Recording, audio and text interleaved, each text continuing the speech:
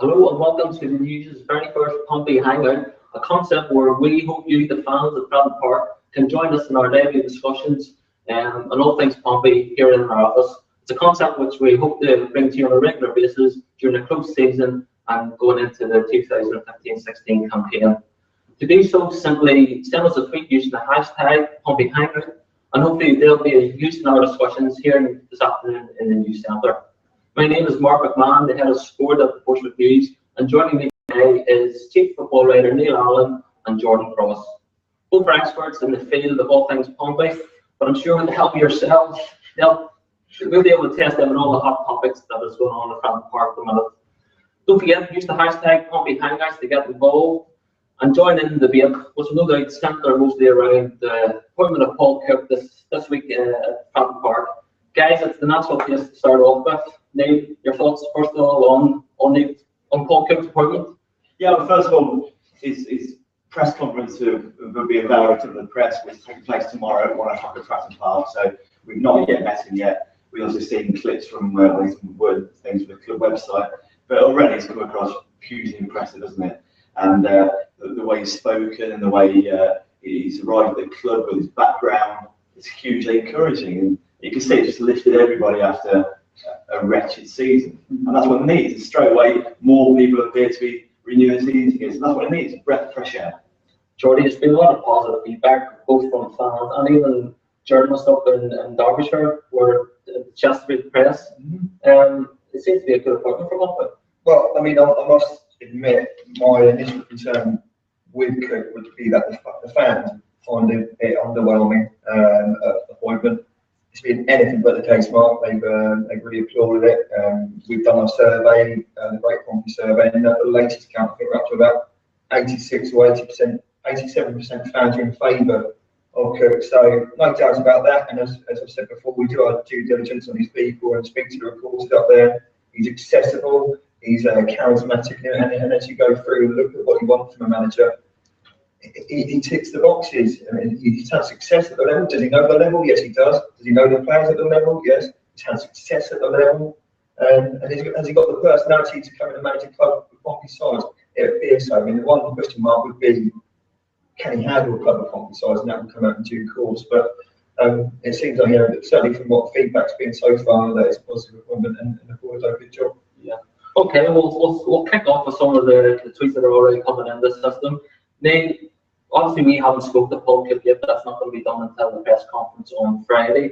But one of the burning questions is backroom staff. Michael Sadler has emailed us wondering, will Lee Richardson be coming to Pompey as well?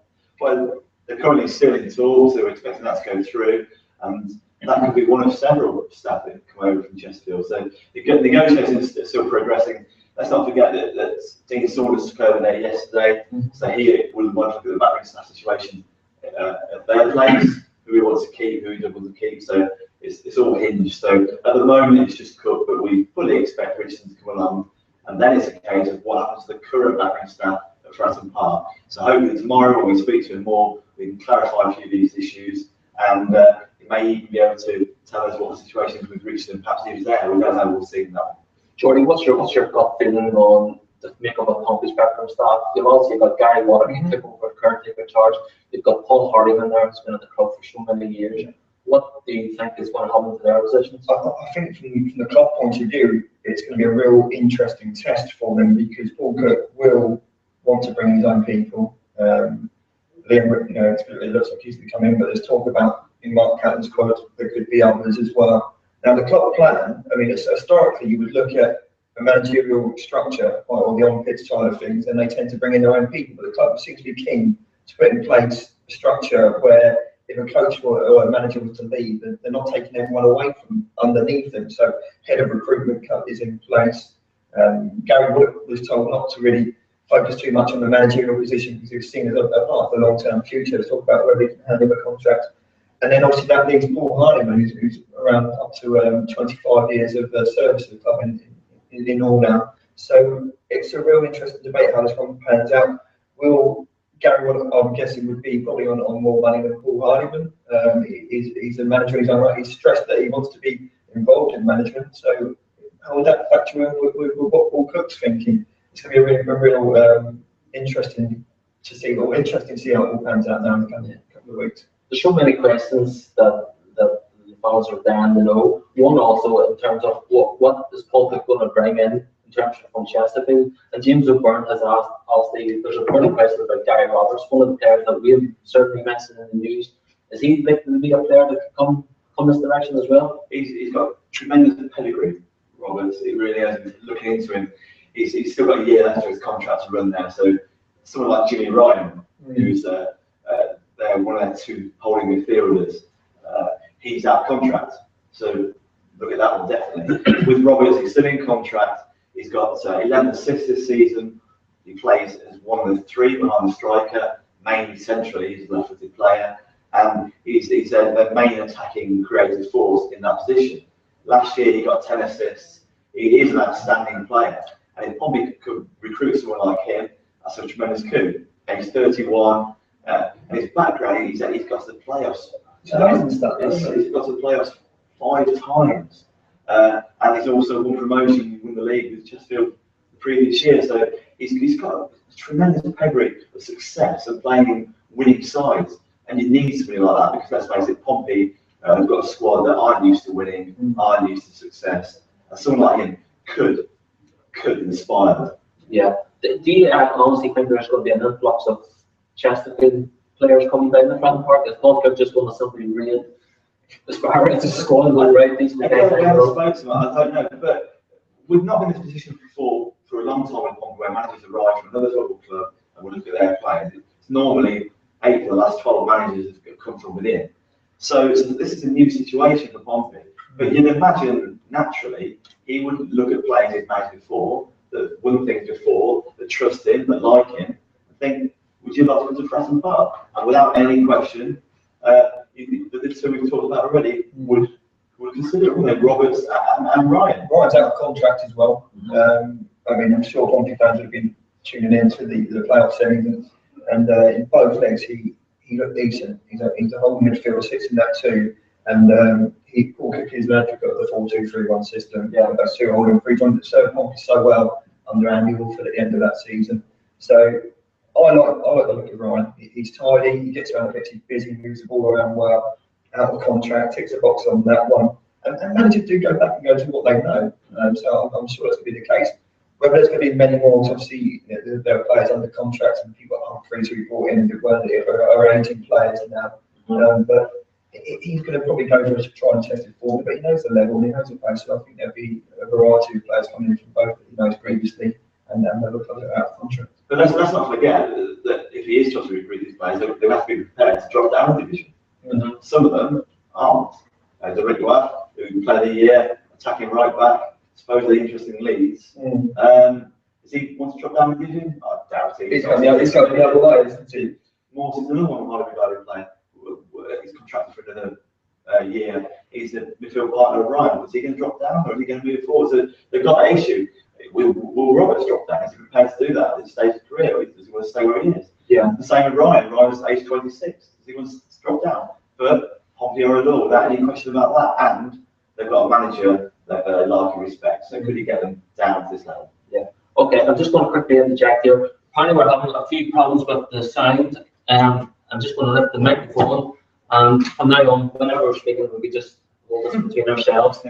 Both of you have already touched on the formation that Pompey will like to play, the 4-2-3-1. Without giving too much away in our fan survey, but don't forget you can still take part in. And the Great Pompey survey, it's on the website. Leading out of the in terms of preferred Pompey formation for next season, a lot of fans are saying 4-4-2. Again, we've already said Paul Cook prefers the 4-2-3-1. He's going to stick to that there then, yeah? Are we going to fight over that? Yeah, find out what it is. Well, I'm going to pick up first. No doubt it's going to be 4-2-3-1. And that raises real questions about the players that are currently at Pompey. The 11 players out of contract, and I think we're up to about 24 players in total. Where do they fit into that system? If you look at the players who are going to play in that 3 and behind, probably the only one that's a natural there is Wes Fogden at the moment, given that if you say that Ted Wallace is going to be playing football elsewhere next season. So that's straight away an area where he's going to look to recruit. Would he look to Ryan Taylor to play that lone striker's role, with Oxford being interested as well? Would he look to someone elsewhere? I don't see Matt Tubbs fitting into that system particularly. That's been a real question mark, a chairman's favourite got the goals at the end of last season, so that's going to be a real poser as well. You can go through the team actually and just look at who, at the moment, would Walker want to stay around. Jones in goal did well. Robinson did well last season. Dunn, you would look to keep. Tubbs, does he fit into the system bit? Yes, he did well. Wallace, yes, he's on his way. And probably a few of the youngsters, but you're only probably looking at Fogden as well. Maybe 5 or 6 of that you'd really say were certs to be around next season. So it could well be a clean out. Just before you pass over to Neil there, Jordy, you mentioned Fogden and Taylor. Jim Field, again, by hashtag Pompey Hangouts, has asked the question, will Pompey be keeping Fogden and Taylor? Well, Taylor, I would say, is more likely, just from what we've been hearing, to go. He's got options. And of course, players from this weekend are free to talk to other clubs from this Saturday. That doesn't mean that's not taking place at the moment. We all know that at the top and bottom of it is people talk. There's a lot of rumours that go on behind the scenes. So yeah, option for him. I don't think I would be overly bothered. I think you've probably got people in mind that can come in to replace Taylor. Fogden, all Pompey fans love him, but perhaps there's a view, 1 or 2 on the coaching staff, it's not as clear cut that his influence, and he's obviously built his way back. So a real interesting one for that, but no doubt about it. Fogden's on the top of his game, what catalyst he can be. What energy he brings to the team here, and he certainly fits in well to the system that Walker would be looking to play. Okay. Well, again, it's a hot topic from the tweets coming in. We've already touched on Fogden and Taylor. Is Pompey likely want to keep many of the players that are currently out of contract? There's 11 of them at the minute who are out of contract at Patton Park. Well, going back to Fogden, the issue with him is that his injury record is not the best, and obviously when handing out a new contract, the club say, okay, take up your option, which is basically another year at the existing wage level you're on, or do we think, okay, let's cut costs here, let's give him a new deal, pay per play, lower wage? That might be an issue. Would Fogden want to sign that? I doubt it. So the club with an option on his contract, it's entirely one-sided. It's down to the club. Fogden has no say in it. If the club want to keep him, he stays at existing wage. If they want to reduce the wage bill with him, then they might give him a new deal. So there's an issue there. The rest of them, let's get down to it. This club finished 16th in League 2, the lowest position they've ever finished in their Football League history.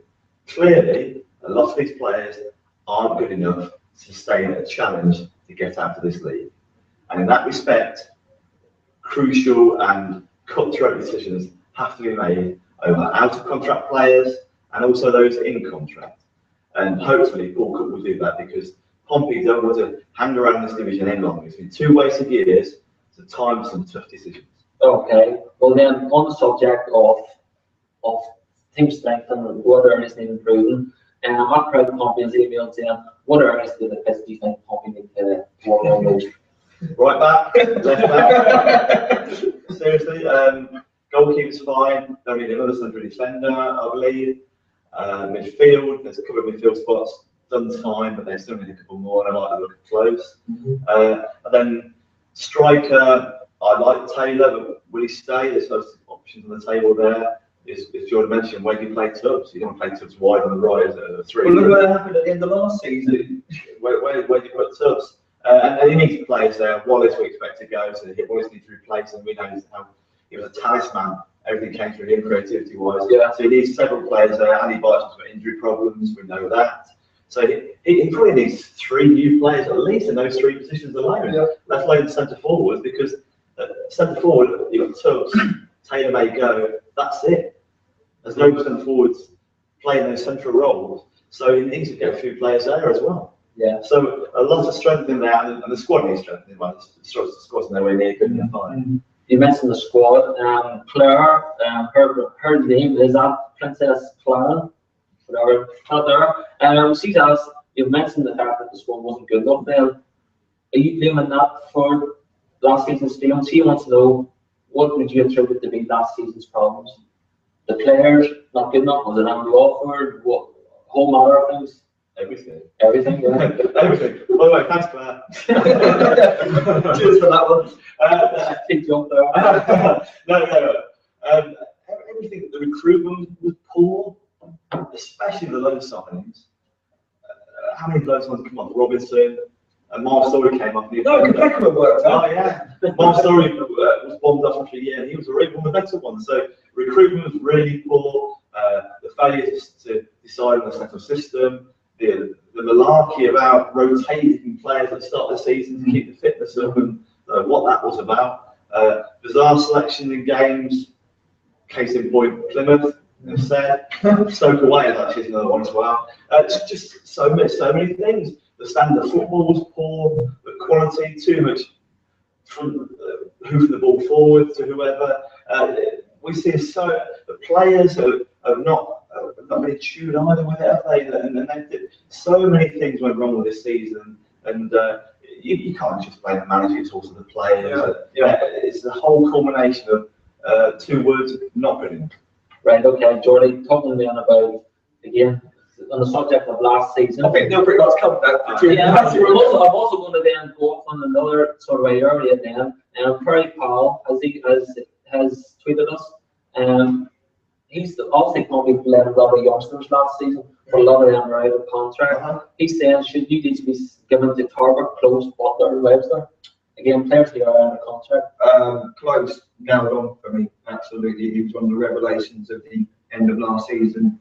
And it was really good that Gary Waddock kind of gave a narrative to the end of last season by bringing those in. And when the season, to all intents and purposes, was dead, it gave a little bit of hope to see these kids come in. And Close, the way the lads anchored midfield in that diamond and moved the ball around, really impressed with me. And it's worth picking up on that these kids weren't allowed to speak to the press, but when they did come out to speak, very smart, very shrewd, had a head on the shoulders, and that was certainly the case with Close. Webster, another real plus here in the middle of the defence. I bet that's changed a few people's minds. Having a chat with one or two people at the club, and they really saw Webster in a different light when he was moved in there. And likes to bring the ball out, cultured lad, and I think he might have earned himself a new contract off the end of that form in the last season. 1 or 2 others, Dan Butler, he's still got stuff to prove. Contract they've offered him is very, very marginally improved by a few pounds, I understand. So yeah, there's Tarbuck perhaps not in it. Has he done it? Will he be cheap enough? Can they offer him another deal to progress? But really, the ones that impressed me would be Webster or Close. Yeah, Webster then, obviously, as you said, played central defence in the latter stages of coming into the end of the season. Do you think that is his best position? Bearing in mind that you've got quite a lot of competition there as things stand. Obviously, Chorley's out of contract, Julian Beer's out of contract. But do you still think then Adam Webster's future at Pompey is in the centre of the defence? Absolutely. Robinson is the main man at the back. What more we know is now injured and going to be making come back. Joe Devere is an interesting one. He played around about 40 odd games last season, but there's hundreds and hundreds of players out of contract now. Will there be better options than Joe Devere? I think Paul would fancy that. So yes, I do believe Adam Webster's future does lie in the middle. Whether he's a regular starter in the middle, I'm not quite sure at the moment. But the way he's bringing the ball out, he was kind of berating Beckham about stuff at the time last season, and it was a real positive, and that really tapped into the way that Gary Waddock wanted to play in that sort of expansive brand of football. And when I asked the question, because there has been a question mark about Webster, is the physicality of League Two. Can he handle it? He has got the raw attributes at 6'4" and quite a strapping lad. Sometimes he's a little bit too nice, and he is a nice lad. It comes out in his football, but he had some rough, tough League Two flat-nosed forwards at the end of last season. He did pretty well. So yeah, I think he sort of answered a lot of questions on that front at the end of last season. Okay, Neil, we have said that there's quite a lot of the Pompey youngsters out of contract. Again, we're being told that Paul Cook may already have made his mind up in terms of what players he wants to keep from that season. Will he actually know mainly? Will he know what Ben Close has to offer? Will he know what Bradley Tarbuck's about his game? How will he make that decision? Well, the things we have to remember is that Pompey approached Chesterfield for permission to speak to Paul Cook April the 23rd. Now, Paul Cook was interested in the job. He would have looked at it, and eventually it came this week. So he's had a lot of time, despite things going on in Chesterfield. He would have looked at Pompey, he would have assessed Pompey, bits and bobs, and he would have also consulted Paul Hardiman and Gary Waddock for their opinions. So you look behind the scenes, things go on all the time. For example, Paul Cook left this week. Within a day, Dean Saunders was new manager, wasn't he? Yeah. So the planning goes on. Things don't just happen. So all the while, Pompey are waiting for Chesterfield to be eliminated from the playoffs and get Paul Cook. They're waiting on him. He's looking at them. Things are going on. And without any question, he's assessed this squad from afar, consulting people that work at the club. Perhaps I would have thought he looked at DVDs and performances. He would have looked at assessors and got into this job fully aware of who he wants, who he doesn't want. And you expect over the next few days to develop very quickly about who he clears out and who he keeps.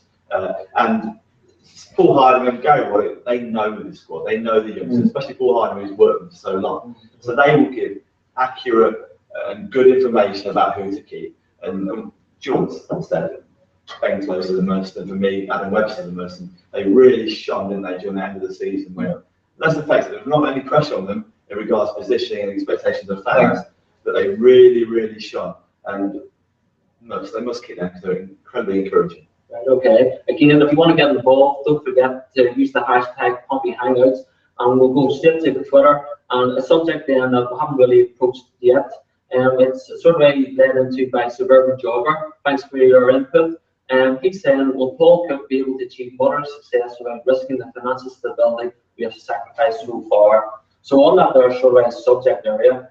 Andy Alford effectively lost his job or left Pompey because he did not get Pompey into the playoffs. Do you think that's going to be one of the stipulations? Paul Cook will have been identified, will have been told, listen, get us into the playoffs at the minimum. Do you reckon that there's the sort of expectation for next season? Today's paper, Ashley Brown, who's on the board, talks about that, saying that the board, the entire board, the full 7 board, will not sit down with him to sort of targets until next Thursday at a board meeting.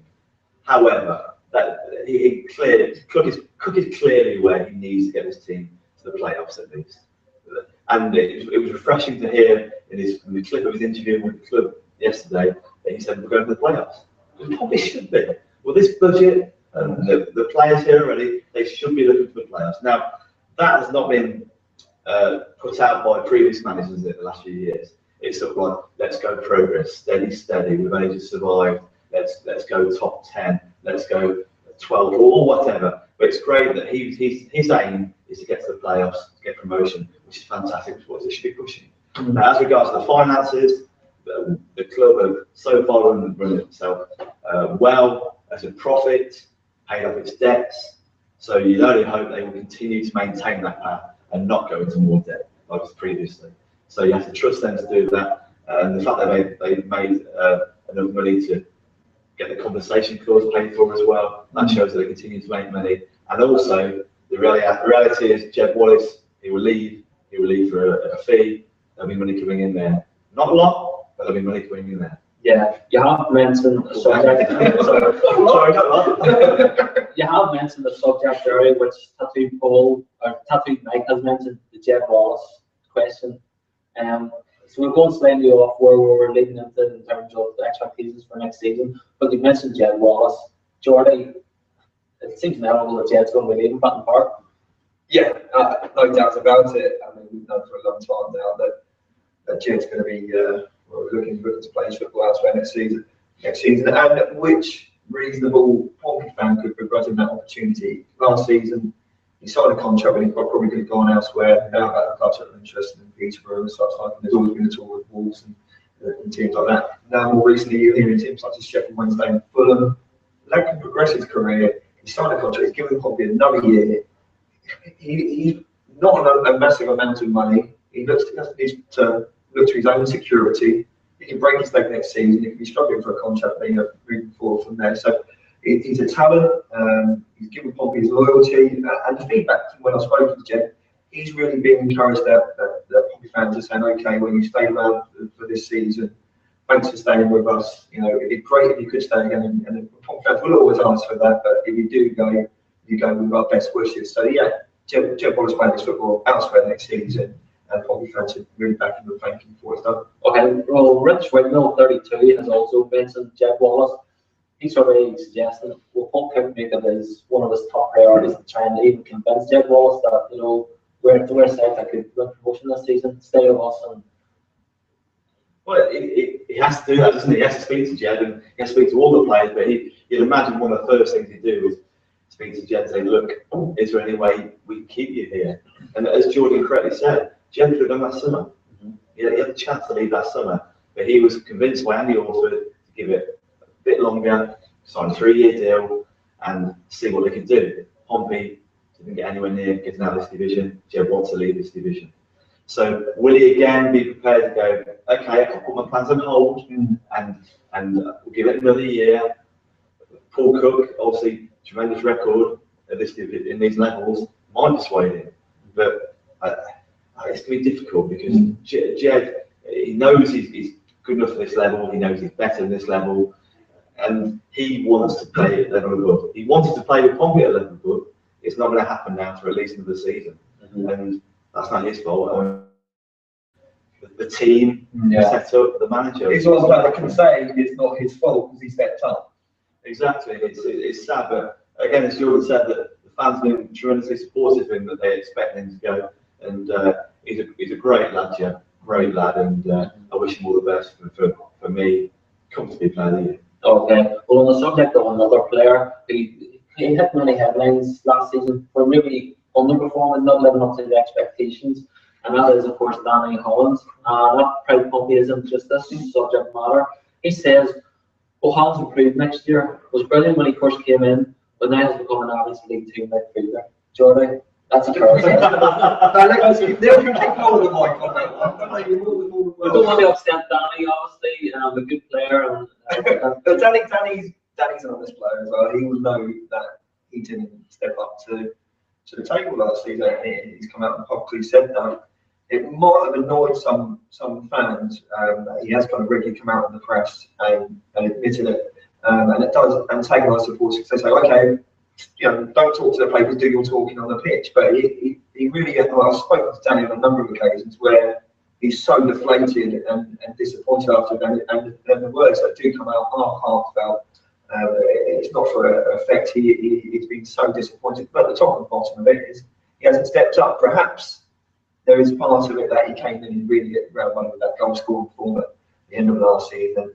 That was never likely to be maintained. But I don't know where he's gone at times. It looks like he's running in quicksand a lot of the time, to be perfectly honest. And that yard of pace is gone. And when you see players like Ryan, who are kind of a few years younger than that and doing that role so well, similar sort of job, you kind of think, well, that might be the way to go. So there will be a real question mark over Danny, especially with the change of manager. I feel for him that I know there is better than he is better than what he has shown. But of course, you can't disagree with supporters' frustrated with him. He's got it all to prove. Maybe obviously we've mentioned that Pompey was going to play a 4-2-3-1 formation, which is what Andy offered you at the tail end of the season forward. But this one, Danny Hollins playing a more advanced role, and he has said to us in the past that his role has changed under this season. Do you think if Pompey does play that 4-2-3-1, he could find himself to be pushing forward and we just run in the form that we expected of him? Well, Alford did play that role on occasions this season, obviously not as many as last season, but again, when Pompey played well at the end of that season to stay up in that system, Danny Hollins was a star, wasn't he? Let's face it, he's one of 3 players that kept Pompey up. Holmes was another one, Wallace was another one, and they did superbly to keep Pompey up. And then the season comes, the manager changes, the system changes, Hollins changes. Who would have thought that Hollins would not be the same player who was in that system? Same with Ricky Holmes. It's a different player. And as we mentioned, Hollins had been moved around a bit, different systems, asked to do different things, got James alongside him, who's a different sort of player.